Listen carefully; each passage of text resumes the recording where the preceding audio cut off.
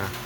Yan guys, so hello po guys. So nandito na naman po yung ating YouTube channel ko. So ngayon pala guys ay nakaaligo ko lang pala. So ayan po. So ngayon pala guys ay may anin ulit tayo. So ayan po dito sa may undas, Pasko at saka bagong taon. So ayan po guys, so pinalit ko na rin po yung number dyan na ano na lang kasi gumalaw yung araw. So itong undas naging 8 days na lang, 62 days tapos 69 days kasi yung nag video tayo ng isa noon nung October 23 na naging 70 pa to, tsaka ito ay naging 63, tsaka ito ay naging 9. So ano na lang daw guys, so 8 days na lang bago magundas.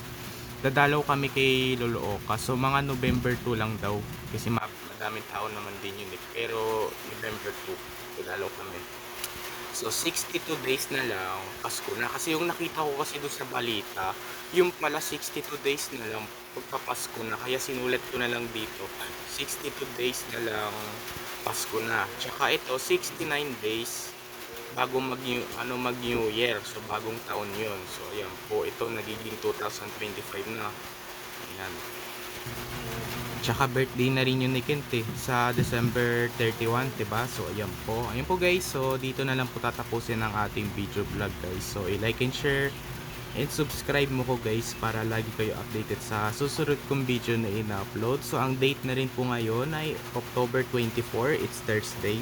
So wala na naman po kaming pasok ulit. So ayan po, kasi dahil na naman hindi pa matigil-tigil yung bagyo na yan. So may naririnig kasi tayong patak dun sa yero namin, 'di ba? Naririnig niyo guys, 'di ba?